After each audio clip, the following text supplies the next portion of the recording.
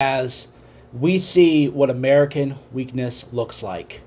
And it isn't just us who's witnessing American weakness. It's not just the American people, it's the world. The world is watching. The world has seen what a disgrace this country is under the woke generals, under Joe Biden, under Nancy Pelosi, under crybaby members of Congress who act as if what happened a few months ago in a riot is more significant than what's happening now. Like everyone else in this country, I'm appalled. I'm appalled because American greatness means American strength. Do you understand that? American greatness means American strength. Where are all these tough guys on Twitter? Where are they? Where's Biden? Where are all of these brave liberal reporters who all day are on Twitter talk about the courage that they have and the fire that they faced under President Trump? Well, they're nowhere to be found under Biden. Where are all of these? So what's on your mind, people? Are you as appalled as I am? Do you find this whole situation as pathetic as I find it? Do you think that anyone is afraid of America anymore? What do you think?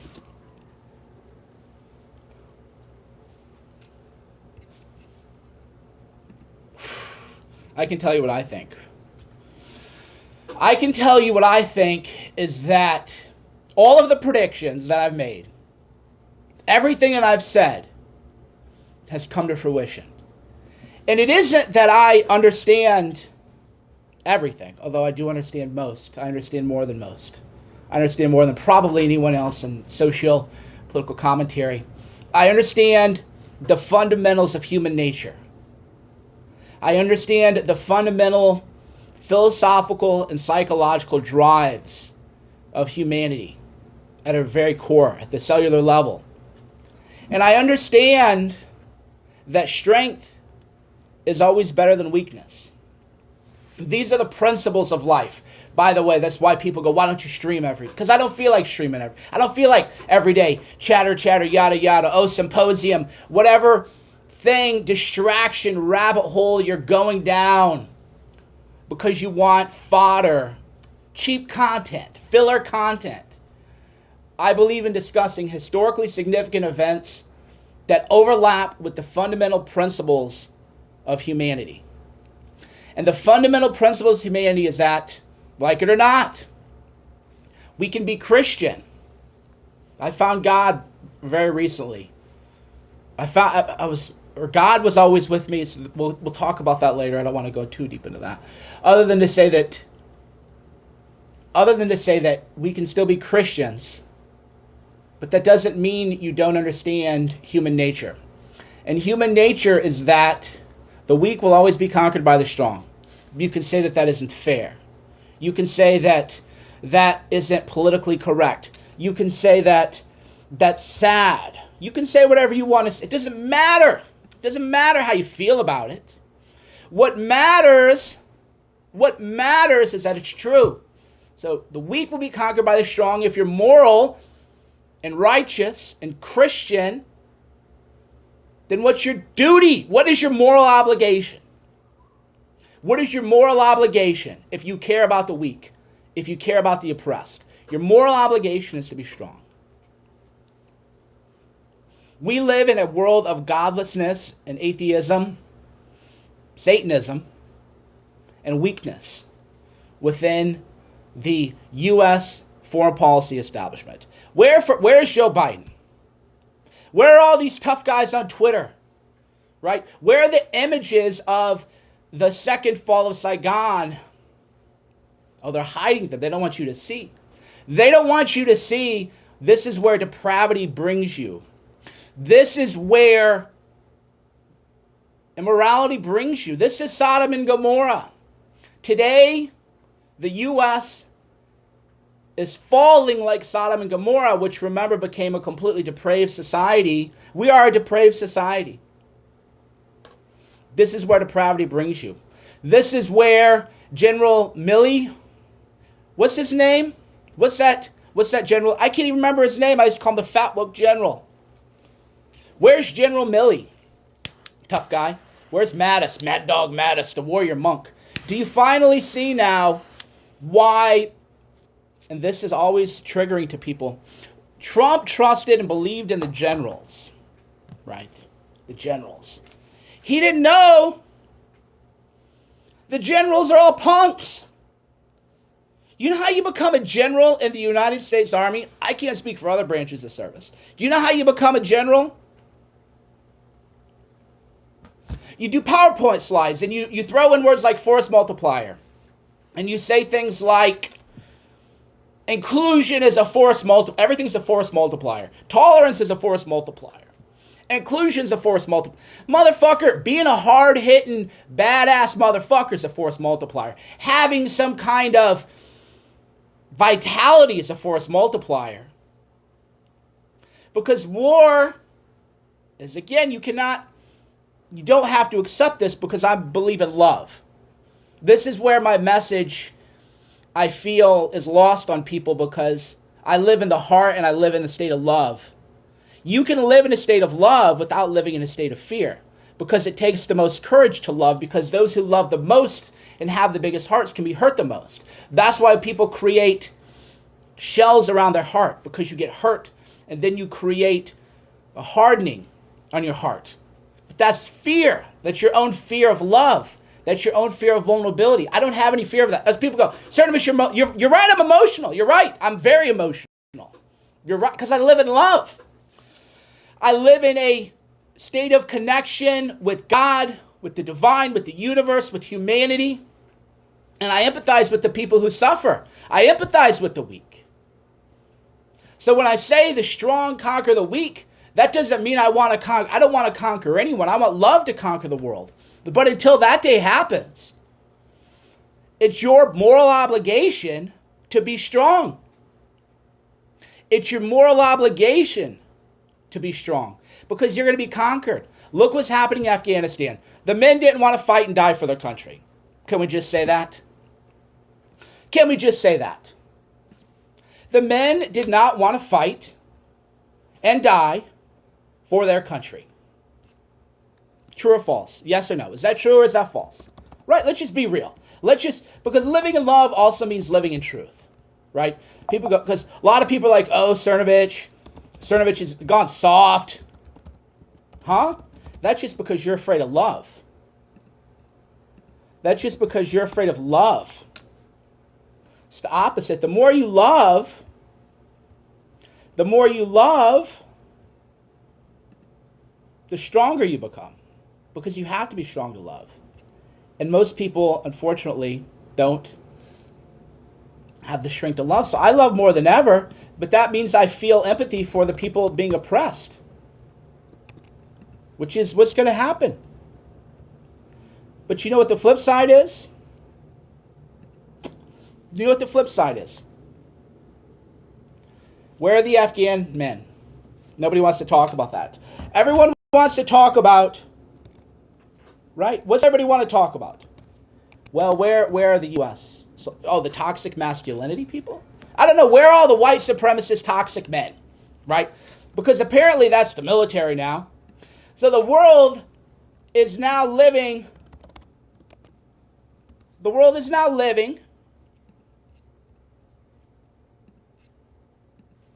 in that red button meme.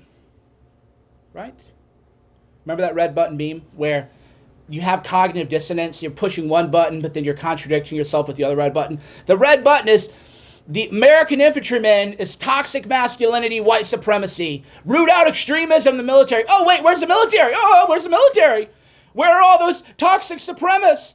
Oh my God, where's the military? Ah! And they're like, ah! And now they're hiding like bitches. And that's not gender-based, by the way. That's the men. Where are the men? Where's Ron Klein and whoever the NSA guy, Jake or Nate or whatever the fuck his name is? Where's Sleeping Joe Biden? Where's that fat woke general? I believe at West Point we should teach critical race theory because I want to understand why. You want to see fucking rage, motherfucker? Go look at Afghanistan. You want to see toxic masculinity? Because I hate to break it to you, most Americans have a very softened heart due to Christian morality and the tradition of chivalry. That most people don't know where chivalry came from. Where did chivalry come from? Do people even... Nobody talks like this. This is what frustrates me. Chivalry emerged as a Western... Yeah, oh, bad word. Now I'm toxic. Toxic. It was a Western value to temper the heat of the warrior class. The rule in Western civilization was that if you're a warrior, you have to practice chivalry. You have to practice Christian morality. You have to have man. That's why people say, oh, who are the politest people? Do you ever see me try to start fights with anyone? People assume I can't fight, which I love it. People make all these assumptions about me because I'm so nice. People go, oh, all you do is hang out with your daughters all day. You know, all you do is talk about cardio and books on spirituality and books on love and ayahuasca, and sometimes you cry. You can't, you're not tough, you cry. Yeah, I cry, I love it. When I feel tears well up, I used to hide. And then that created tension in my body, chronic pain. And then I learned to sit with the energy. That's what I do a lot of times. People go, what have you been up to? I sit with energy. What does that even mean? I sit with the energy. I go into a place and I relive in my own mind experiences maybe from, embedded in my DNA, embedded in this life, future experiences that we've foreseen. And then when the emotions well up, I'd cry. I lay on my couch and I cry.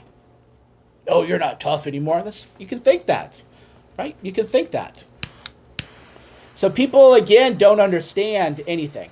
They don't understand that embedded in the Western warrior ethos is compassion, sensitivity. Miyamoto Musashi, who, by the way, was a great Japanese swordsman, took up calligraphy. If you study the history of the great warriors, Miyamoto Musashi defeated everyone with a real sword. Then he only fought people with a wooden sword. So here's what happened with Musashi. It's an interesting story. And it's an insight into the warrior ethos, the real warrior ethos, that combines spirit with physicality. Miyamoto Musashi wanted to become the greatest swordsman who ever lived. By about the time he was 19, he could take you down with a single strike. He became such an effective and deadly swordsman that people would challenge him to duels. And he would say, well, you don't understand. I can't fight you. And they go, oh, Musashi, you bitch, you're afraid, you coward. Please, I don't want to fight. I don't want to fight anymore. They would keep challenging him, so he got a wooden sword. Then he defeated everyone with a wooden sword because he was so effective and so powerful that he didn't feel it was ethical to fight with a proper samurai sword. And then he went and did calligraphy, wrote poems. And he wrote the Book of Five Rings, which I've read many times, and as I get older, I get more out of it. You get more out of these ancient texts, the Hagakure. You get more out of these warrior texts the older you get. And he became a calligrapher. He wanted to do calligraphy. He wanted to paint. He wanted to write poetry. That's the warrior ethos. The warrior ethos is the journey of, I can't remember who said this, but it was a good quote I read on the internet. You have to prove yourself as a man until you don't. What does that mean? People who aren't comfortable with paradoxes find me frustrating. You have to prove yourself as a man until you don't. What does that mean? Well, I'll tell you what it means.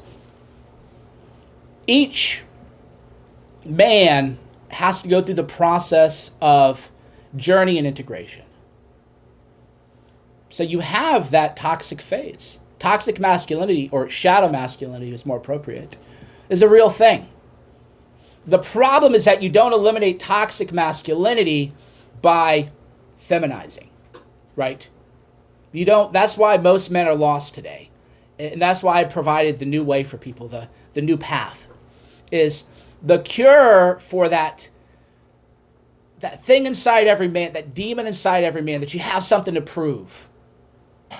Well, you get up the hierarchy then. Get your ass kicked a few times. Win a few times.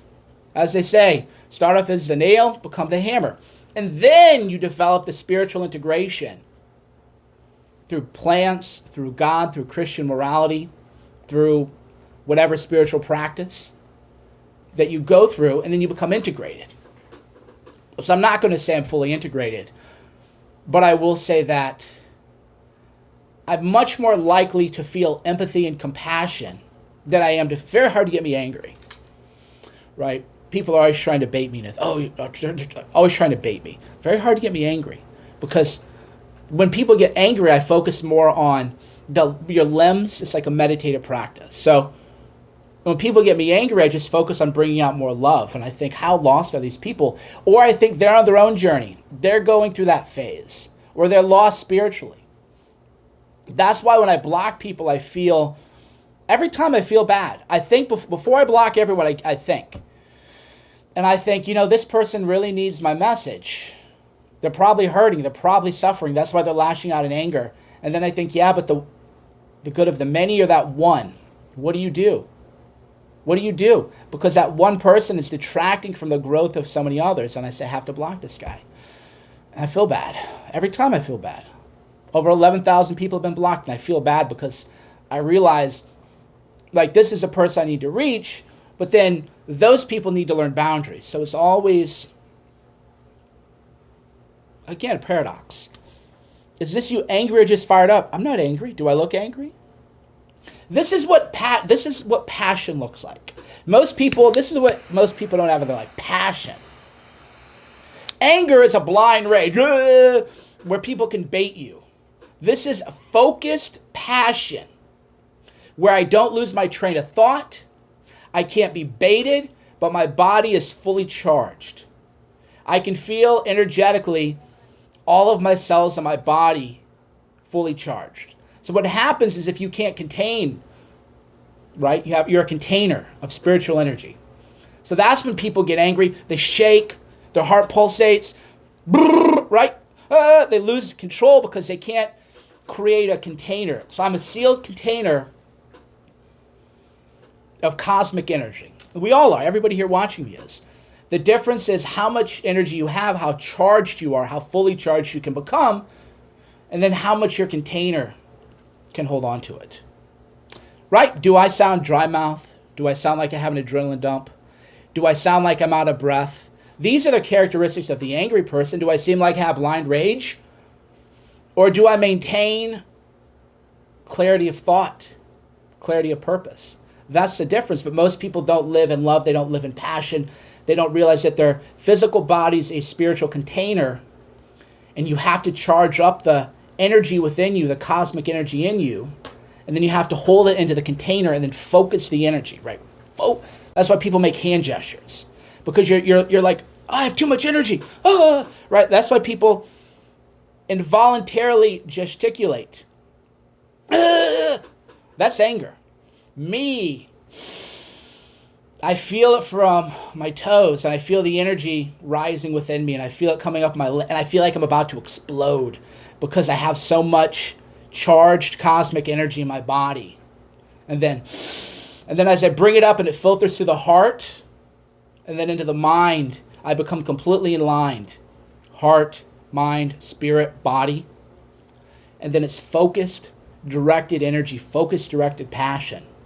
But you have to learn how to create more energy, create more cosmic energy, and then you have to know how to keep the container sealed and then direct your energy in a focused way. Is that easy? Hey, man, I never said anything I do is easy.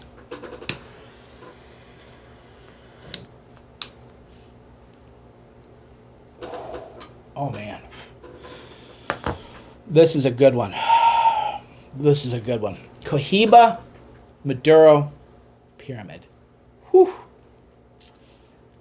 That might be a 2-cigar day.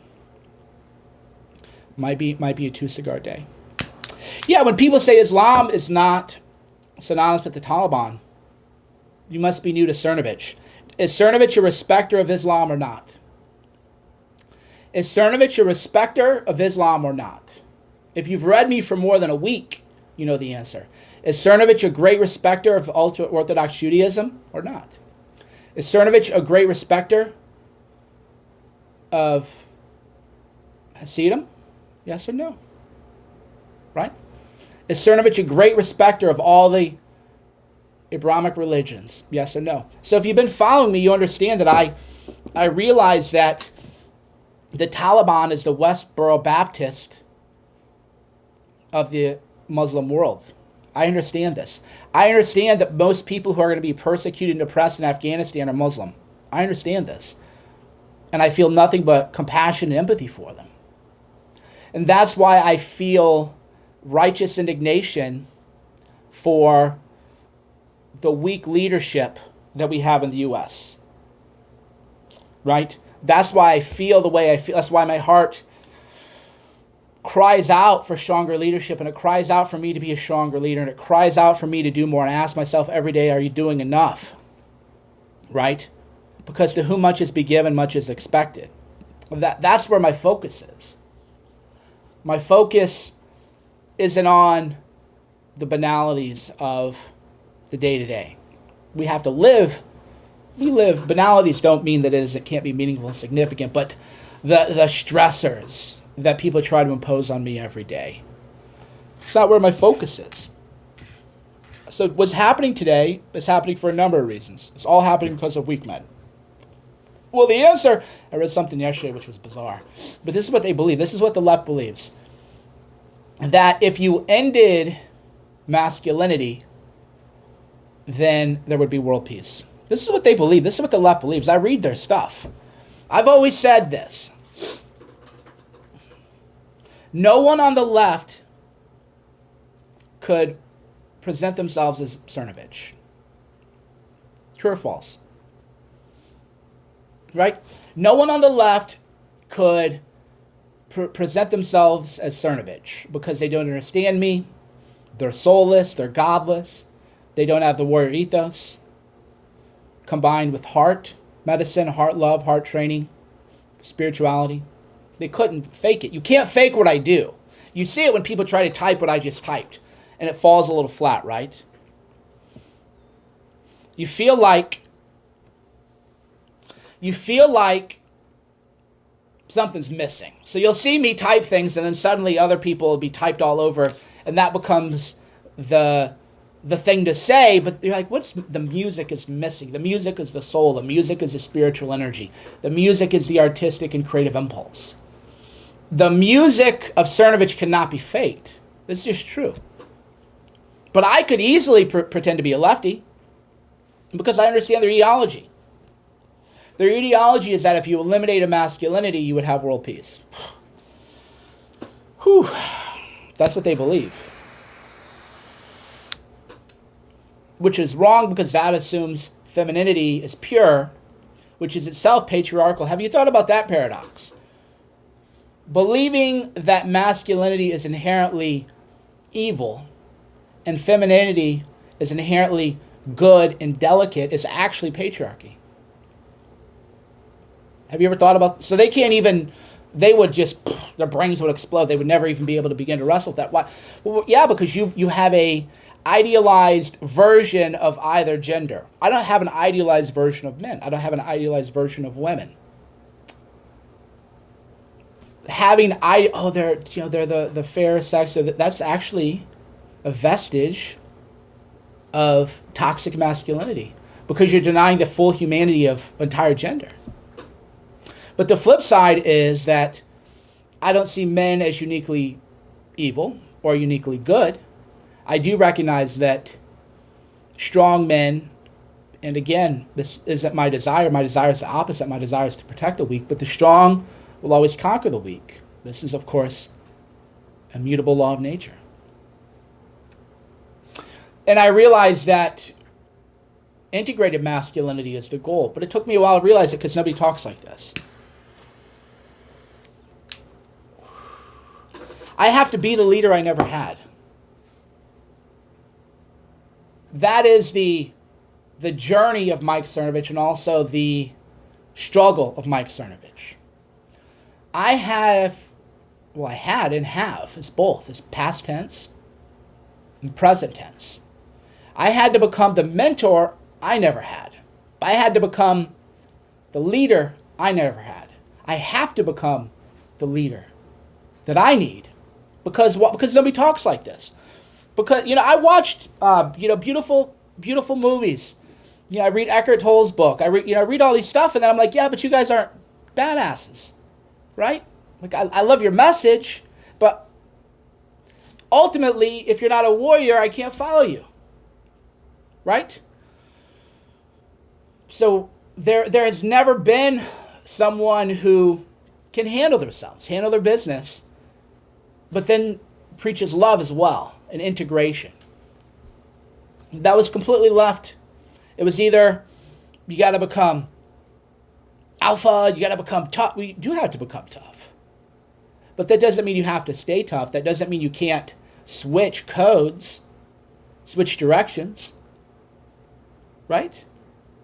It doesn't mean that you can't become strong in serving a higher purpose. None of that is shut out. So for me, in all the love literature, which I've read a lot, I've recommended a lot, is I have to be a little bit afraid of you. I'll tell you that. I'll just be honest. I'll be completely honest with you for revealing our heart and our feelings and speaking in an authentic tone and speaking out of the heart and out of love. If you're a man and I'm not afraid of you, I don't respect you. Maybe that's the own vestige of my shadow. Maybe I'm trying to rationalize my shadow. Maybe not. I don't know. These are still concepts that I'm contemplating, thinking a lot about, sitting with the energy. But if you're a man and you write a book on love, I can get a message from that. And then I think, I'm not afraid of you, though. Like, if you and I were alone in a room, I always look at it like this. If there were 10 of us in a room, 10 men in a room, and you wouldn't even stand out, I just can't respect you. You're not my leader. You don't my followership. I have to. So if you talk about love, you still have to talk about strength. Otherwise, you sound like someone who's trying to create a world where pure physical weakness is allowed. And again, I'm not telling you that that's the truth. I'm just telling you that that's how I feel. That I think that men, I should be a little bit afraid of you. And I'm not. I'm not afraid of, remember that Adam, what's his name? Who's that guy who cried? Fake cried. It's like the worst acting you've ever seen. Democracy isn't about the good days. Democracy's about the bad days. I'm not afraid of that guy. Apparently he flew helicopters, right, in these neocon wars. There's just nothing of, and he has power, so he could probably try to ruin my life and everything like that. Because power is multifaceted. Power isn't just your physical or spiritual power. It's also your power over the levers of a corrupt system as we all live under, a regime that we live under. So he could probably, have somebody in the Stasi, a.k.a. the FBI, try to frame me or something. So he has power. But I just think you're pathetic, man. You're pathetic, dude. Pathetic. This country's fucking pathetic. That General Mills, I would like to understand white male rape. Well, how about you understand the Taliban, motherfucker? Right? How about you understand the Taliban? You go to General Mills's Twitter and he's talking about COVID vaccines. Mandatory vaccination is a forced attrition protection device. It's that military gobbledygook, right? Force readiness. Force multiplier. That's the kind of shit they do, man. PowerPoint slides. Force multiplier, force readiness, force attrition protection device. Let me read it. It's just so stupid. This is literally how military officers, this is literally how they all think. It's how they all think. Let me find this just fucking stupid. I'm not sorry I'm cussing so much, actually. I'm not sorry at all. I'm not sorry at all. If it bothers you, don't watch. My kids aren't in the room. If my kids are in the room, I would use a different tone. General Mills. Memorandum for the joint force. The good health and readiness of our force is critical to America's defense. Tell it to the Taliban. We need each and every soldier, sailor, airman, Marine, and Guardian healthy and capable of performing our duties. COVID-19 is a threat to force protection and readiness. Force protection and readiness. That's another buzzword. Readiness. Dude, I have friends on every fucking military base. COVID wasn't a thing, man. Nice try. You know, they're going to try to flag that for disinformation. Go look at actual military cases of COVID and deaths. Just go look at it, dude. And then go look at what's happening right now in Afghanistan and tell me which is fucking important. Then he's got this little memo in his little general handshake, a little general handwriting. Getting vaccinated against COVID-19 is a key force protection and readiness issue. Motherfucker, being a badass is a fucking force a protection and readiness issue, right? But this is where the heads are, man. You can read the memo I'll retweet it to the top. So if you wanna read this, later, you can go ahead and do it. But that's how they all talk, is that gobbledygook. Force protection, force readiness, force multiplier, blah, blah, blah. That's how they write PowerPoint slides and they kiss butt. And then they become general, and then, the generals, and then Trump surrounds himself with it because he's a boomer and he thinks they're all fucking Patton. Because Trump watched a move. Trump hasn't even read a book on Patton. If you read a book on Patton, you would find out that was a very complicated man. And so they con the public, but that con's over. So in a way, that's why I'm optimistic. Right? Because I'm optimistic. I'm optimistic when the truth is revealed. Right? I'm optimistic when the lies have been revealed. Nobody's impressed with generals anymore. The next president of the United States, like Donald, Trump, I need to surround myself with generals, the badasses of the world. Mad Dog. Where's Mad Dog? And he's in that leather jacket. Well, member's choice. Mattis is somewhere in a member's choice leather jacket right now. Right? Whereas they all had a lot to say about Trump too. Where are the generals now? Right? Bitches. I don't care. I'm not afraid of him either. Bitches. They all had all this shit to say when Trump was in office. And fabricated all these stories. And now where are they? Where's General Mills?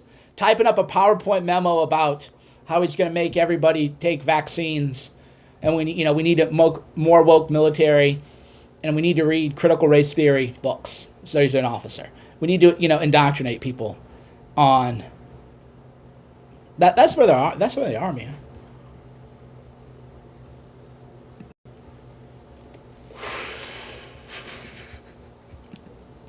Let me read some of your comments.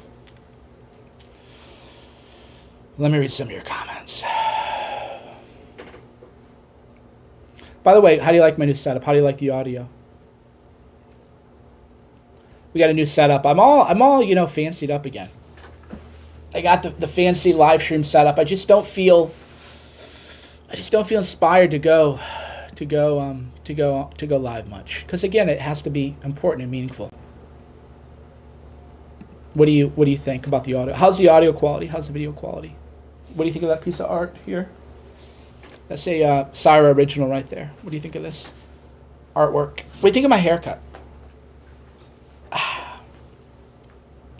What's your favorite cigar? There's a way we can take calls again too. I just have to get that reset up. By the way, if you're not watching on Rockfin, rokfn.com/Cernovich, I would appreciate if you would sign up at Rockfin. You can become a paid subscriber if you like.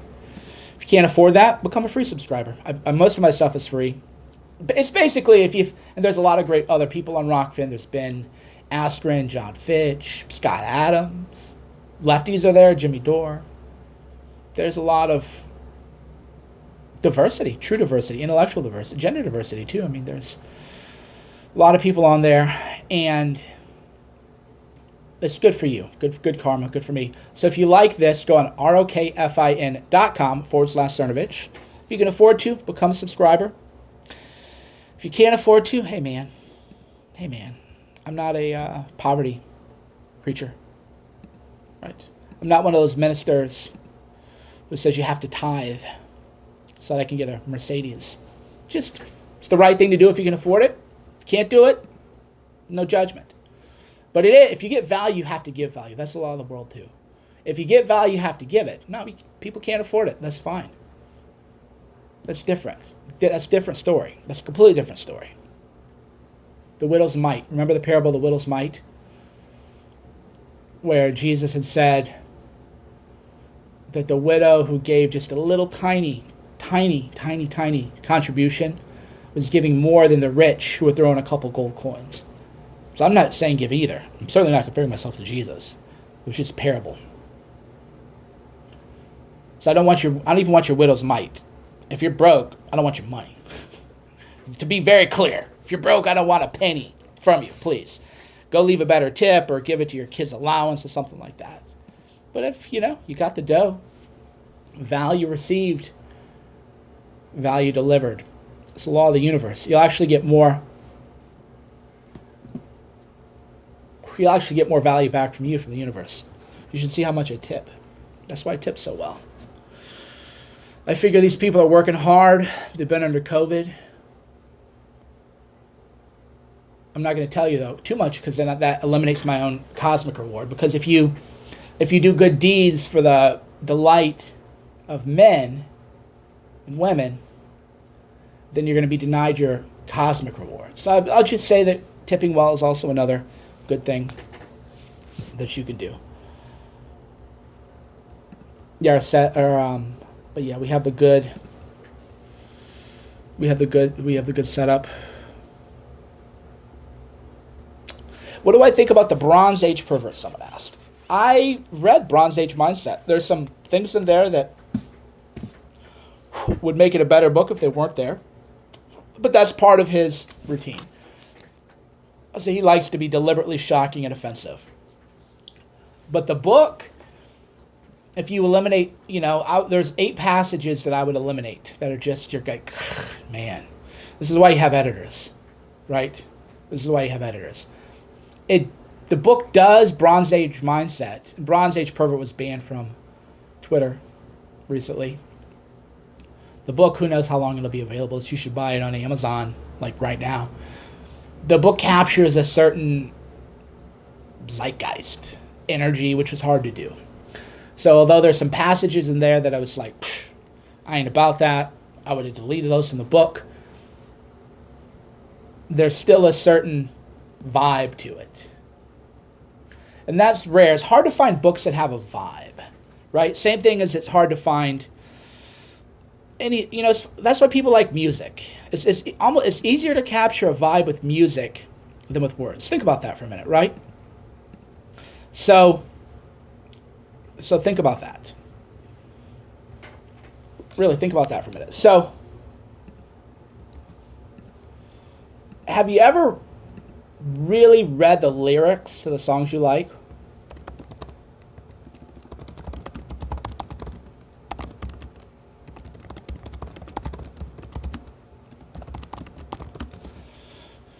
So think about that. So that's why I enjoy listening to music where I don't know the language.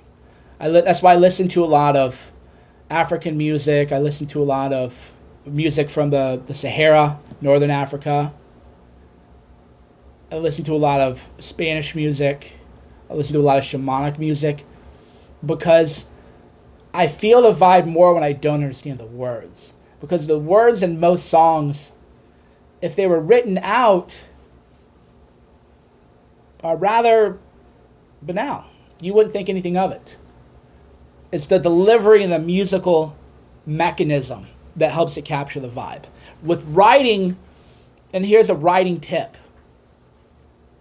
When I write, I get fired up first within my soul, and then I say to myself as I'm typing, I'm communicating spiritual energy across screens and across computers. That's why people go, I feel like when you write, you're writing to me. That's because that's the energy that I try to capture. That's why my writing has a vibe to it. If you just looked at the tweets generically or somebody else copied and pasted it, it would feel flat. But when I put this stuff out there, the writing, I always in my own mind get spiritually charged first, and then I'm shooting out spiritual energy. And people can go, oh, blah, blah, blah. The haters, the reply guys, they can all say whatever they want to say, but you just objectively know it's true. That's why I inspire such love, and also such, from a lot of people, frankly, they have hatred of me because they feel the love within my writing, and then that love, because it's your own heart. If your own heart is full of hatred, you hate those who love the most, right? That's all hating is. If I tweet I'm the greatest writer of all time, why do you care if that's not true? Who cares? Just say, wow, that's a guy who loves himself. Good for him. We live in a world where people are lacking confidence. We live in a world where people commit suicide. We live in a world where people are depressed and anxious and fearful. That guy loves himself. Good for him. That's what a real evolved, successful being does. When I see people pat themselves on the back, I say, good for him, man. This is a world of anxiety, self-doubt, self-loathing, panic, hysteria. And that man or woman feels good about himself or herself. Now, sometimes, maybe they're compensating, maybe they're not. That's your own judgment. But that's the way I feel. But if you have hatred in your heart, then you really want to take that person down a peg. Pride goeth before a fall. Well, isn't that an awfully proud thing? People said to me, first of all, you don't know how much pride I have. Of my 7 deadly sins, pride is not up there. Pride isn't even one of the things that I struggle with as a Christian. Pride isn't even up there. But that's what they say because that's hate in their heart, and they've been given words to give life to their hate, right? Because they have hate in their heart. Why do you want to tell us that pride goeth before? Why are you telling people that? What are you doing in your life, right? That's hatred in their heart, and that's where religion and the greatest religious traditions become perverted, because you're trying to take someone down a notch. Well, isn't that a prideful thing to do? Isn't that a hateful thing to do? Why would you want to do that? Well, because you actually have hatred, and then you read some words, and then those words let you rationalize your hatred. So someone just said, bro, talk about Afghanistan, LOL. I mean, how about I'm going to block you instead? So, right? Who are you to tell me anything? Bro, talk about what I want you to talk about. Why? Today I'll smoke a cigar, ride my Peloton I think it's a hard day today. My Whoop says I'm at 98% recovery. So today I'm going to smoke a cigar, had my coffee, I'm still fasted. I'm going to do a hard ride, take my daughters to the park. Maybe finish watching Val. We got about 20 minutes in, and I realized, oh, this is the real deal. This is an actual film. So we started watching it with the daughters, and I said, oh, this is a real film. Okay, we need to sit down and really settle in for this. Rockfin.com, ROKFIN.com/Cernovich. Thanks for the tip, RJ. Thanks for the tip, Mark. Thanks for the tip, Lori. Much appreciated. That's what I'll do. So then, reply guys get up here, do this. Like, who are you to tell anyone what to do?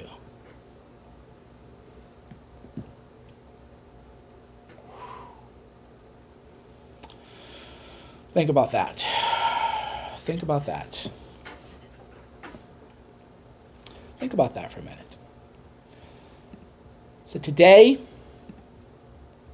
was the most humiliating day in American modern history. And here's why I'll say it, and then we'll wrap things up here a little bit. Maybe we'll, maybe we won't. If you ever watch the Cerno stream, you know that maybe I wrap it up, maybe I don't. I can just do this forever. But I don't like to repeat myself. Just kidding. You also know that I love to repeat myself. Repeating yourself is how you emphasize a message. When 9/11 happened, people knew the smoke was coming. Right? When 9/11 happened, as tragic as it was, humiliating isn't what people would feel like. Right? People knew, oh shit, smoke's coming. So while 9/11 was a horrific attack, the world knew shit was about to go down. Shit was about to go down. That's what people knew. And today, what's the world think? Does anyone watching think that shit's about to go down now? If the Taliban take hostages, does anyone think that Biden and his fat woke generals are going to do shit? Does anybody have that sense that, oh man, you all went too far this time. The smoke is coming. It's about to get real. No, people just know this is a humiliating, disgraceful defeat. Because there was a way to leave Afghanistan that didn't have to be like this. Right? There was a way to leave Afghanistan that didn't look like this. So this, no one's afraid of the U.S. anymore. Because they know, look at Biden. Where is even Biden? Where's Biden? Right? The vibe, the energy's different. So they can tweet. They're tweeting negotiation of the Taliban. Did you see that shit? There's just so much stupidity right now. They were tweeting, oh, Taliban, please be nice to us from their embassy Twitter account. Are you fucking serious, bro? Are you fucking kidding me? And I know some of you at Sunday, you're watching me with your kids, so I gotta quit cussing. You're right. Because it's important that everyone hears the message, and I don't want children in the background learning bad language. So you're right. And by you, I mean me. It's my own better angel talking to me right now. But that's what they do. They tweet. There's no passion. What's up, babe? You ready to go to the park? Second cigar. I'm almost done. What do you want to do? Second cigar. No, this is my first. It's still the same one. Look. I'm being interrogated by my daughter right now. Second cigar. It's my first cigar of the day. All right, you want to go to the park? Okay, I'll be in. Set the timer for 5 minutes. I'll be in. No. Yes. No. I'll be right in. Give me 5. No. Up high? No. Down low. Too slow. Your turn. Okay. Give me 5. Up high. Down low. Whoa, okay. Go in the house. I'll be right there, okay? All right, friends. I'm going to go spend some time with my own family. Get strong today, people. Do something today to get strong. Love all of you. You're just making an excuse. Today's a reminder. You have to have love. You have to have strength too. Get strong, my friends, and live with love.